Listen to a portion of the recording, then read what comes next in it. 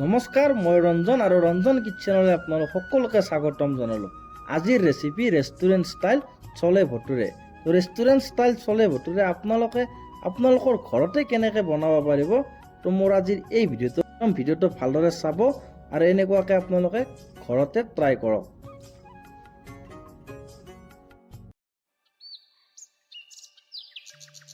এনেকুৱা ভটুৰেৰ লগত যদি আপোনাৰ এনেকুৱা চলে হৈ যায় তো আপোনালোকে নিজে অনুভৱ কৰক ইয়াৰ সোৱাদ কেনেকুৱা হ'ব। তো আজি মই এটা ভিডিঅ'ত দুটা ৰেচিপি শ্বেয়াৰ কৰিম। তো ভিডিঅ'টো একদম স্কিপ নকৰাকৈ চাওক আপোনালোকে। অলপ ভিডিঅ'টো আৰম্ভ কৰোঁ।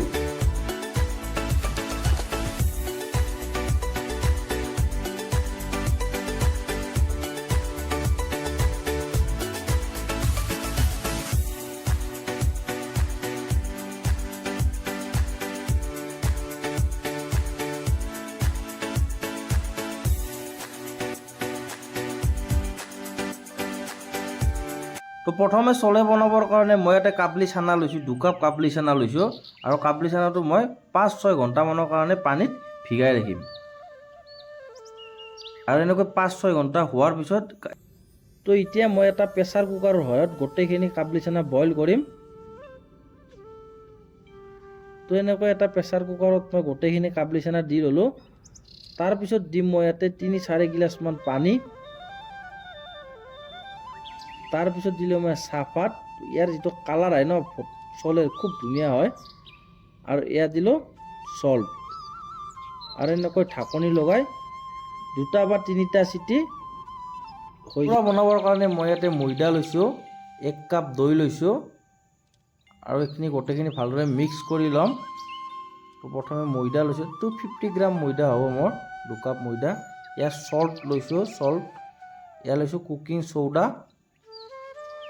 আৰু 1 কাপ দৈ গোটেইখিনি দি দিলোঁ আৰু এয়া ৰিফাইন অইল। প্ৰথমে এনেকৈ ভালদৰে মিক্স কৰি ল'ম।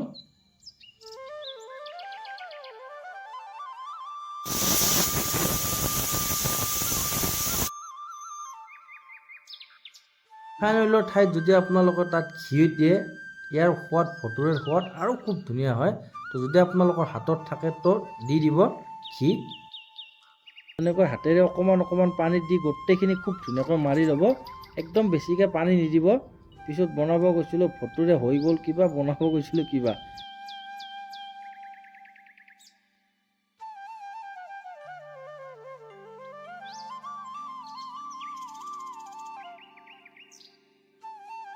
খুব ধুনীয়াকৈ মই ময়দাটো মাৰি ল'লোঁ আৰু এনেকৈ অকণমান অইল লগাই লৈছোঁ আৰু মই আপোনালোকক দেখাই দিছোঁ। বেছি একদম যাতে টাইট নকৰে আৰু একদম যাতে ঢিলাও নকৰে, এটা মিডিয়াম হিচাপত মাৰিব। বনাবৰ কাৰণে মই এতিয়া 2টা মিডিয়াম চাইজৰ অনিয়ন লৈছোঁ, ইয়াত টমেটো, গ্ৰীণ চিলি আৰু জিঞ্জাৰ।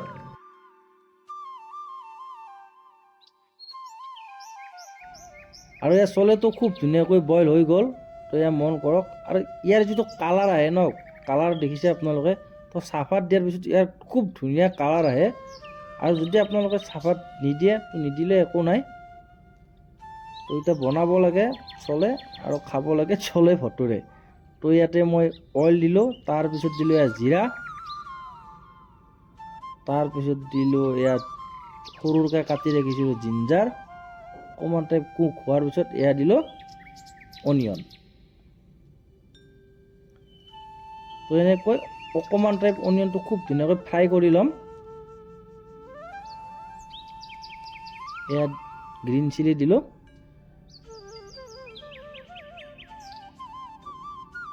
তাৰপিছত ইয়াত মছলা দিম। প্ৰথমে সোৱাদ অনুসাৰ চল্ট দিলোঁ, ইয়াত ধনিয়া পাউডাৰ দিলোঁ, ইয়াত জিৰা পাউডাৰ, অকণমান মই ইয়াতে হালধি পাউডাৰ দিছোঁ 1/2 টিস্পুন। তাৰপিছত দিম মই কাশ্মীৰী চিলি পাউডাৰ আৰু এনেকৈ 1 মিনিটমান মছলাটো খুব ধুনীয়াকৈ কুক কৰিম।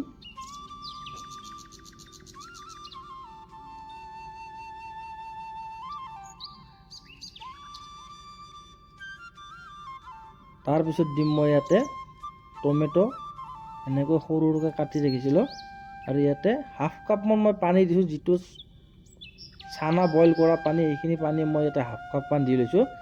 মছলাটো খুব ধুনীয়াকৈ কুক কৰিব পাৰোঁ আৰু এনেকৈ মছলাটো খুব ধুনীয়াকৈ বনাই ল'লোঁ। তো মছলাটো বনোৱা হোৱাৰ পিছত এতিয়া মই যিখিনি বইল কৰি ৰাখিছিলোঁ গোটেইখিনি বইল কাবলি চানা ইয়াতে দি ল'লোঁ আৰু এনেকৈ 10-15 মিনিটমান ভালদৰে কুক কৰি ল'ম যাতে একদম ঠিকো কৰি নিদিয়ে আৰু একদম যাতে পাতলো কৰি নিদিয়ে। আৰু এই ময়দাটো চব খুব ধুনীয়া হৈছে। তো ময়দাটোক যেতিয়া ৰেষ্ট দিব ন তেতিয়া মানে ময়দাটো খুব ধুনীয়া হয়। একদম ডাইৰেক্ট মাৰিলে ডাইৰেক্ট বনালে তো ভাল নহ'ব। তো এতিয়া চব ময়দাটো খুব ধুনীয়া হয় আৰু যিটো ভটুৰা খুব ধুনীয়াকৈ ফুলি আহে। তো এনেকৈ ডাঙৰ ডাঙৰকৈ গোটেইখিনি মই খুব ধুনীয়াকৈ এনেকৈ ডাঙৰ ডাঙৰকৈ ৰাউণ্ড কৰি ল'লোঁ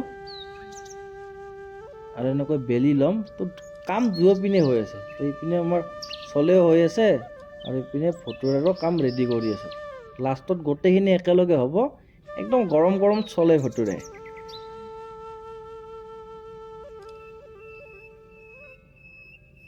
আৰু এয়া চক চলে, ইয়াত যিটো খুব ধুনীয়া কালাৰো আহিছে আৰু ইয়াতকৈ যাতে বেছি ঠিক নকৰে আৰু যাতে বেছি পাতলো কৰি নিদিয়ে। তাৰপিছত দিলে চলে মছলা আৰু এয়া ধনিয়া পাত। তো চলে ৰেডি হৈ গ'ল। তো এতিয়া ভটুৰে ৰেডি কৰক আৰু একদম গৰম গৰম টেষ্টি কৰক। ইয়াত ভটুৰা মই একদম গৰম তেলত দি দিলোঁ আৰু এই ভটুৰা মোৰ খুব ধুনীয়াকৈ ফুলি আহিছে। তো চলে ভটুৰা ভিডিঅ'টো যদি ভাল লাগিছে মইতো কৈয়ে থাকোঁ লাইক কৰক, কমেণ্ট কৰক, শ্বেয়াৰ কৰক, ছাবস্ক্ৰাইব কৰক, কিন্তু আপোনালোকে নকৰে। প্লিজ কৰিব।